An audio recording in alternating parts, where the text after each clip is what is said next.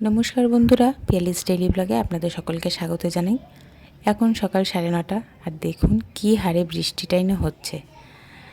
তো আষাঢ় মাস বৃষ্টি হওয়াটাই স্বাভাবিক, কিন্তু আজকে আমার কাছে একটা বিশেষ দিন, তাই বৃষ্টিটা আমি আশা করিনি। যাই হোক, আর প্রকৃতির সঙ্গে কে কোন দিন পেরেছে। তো আজকে হলো বিপত্তারিণী পুজো। তা আমি ঘরে বিপত্তারিণী পুজো করি প্রত্যেক বছর এই দিনটিতে। তো সেটাই আমি আজকে আপনাদের সঙ্গে শেয়ার করব।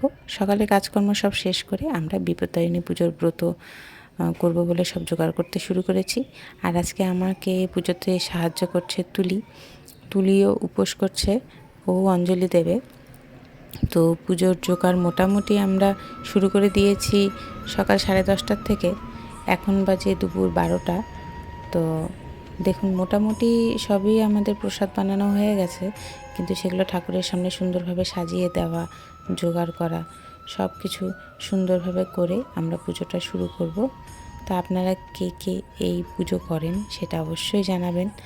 আর দেখুন আমাদের পুজোর নিয়ম এইভাবে। আমার শাশুড়ি মা বেঁচে থাকতে আমাকে এই পুজোর নিয়মটা শুরু করিয়েছিল।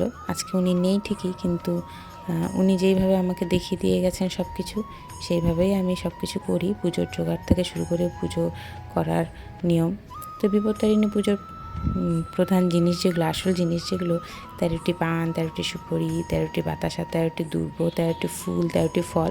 তো সেগুলো জোগাড় করে নিয়ে পুজো দিতে বসে গেছি। এই পুজোটা শুরু করেছিলাম আমার পাপানের যখন 2 বছর বয়স, তখন থেকে। বিপত্তারিণী মা সকলকেই তার বিপদ থেকে রক্ষা করে। তো আমার পাপানের খুব শরীর খারাপ হয়েছিল 2 বছর বয়সে। তো তখন থেকে আমি মায়ের ব্রত শুরু করি। তো আমি নিজেই পুজোর জোগাড় করে পাঁচালি পরে এই পুজো সম্পন্ন করি। ব্রাহ্মণ দিয়ে, অর্থাৎ কোনো পুরোহিত দিয়ে আমি পুজো করিনি।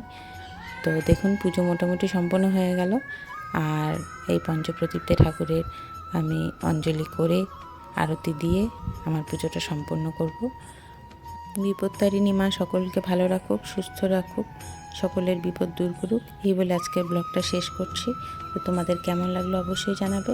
আর দেখা হবে তোমাদের সঙ্গে নতুন ব্লগে নতুন বিষয় নিয়ে। তো আজকের মতো এখানেই বিদায়।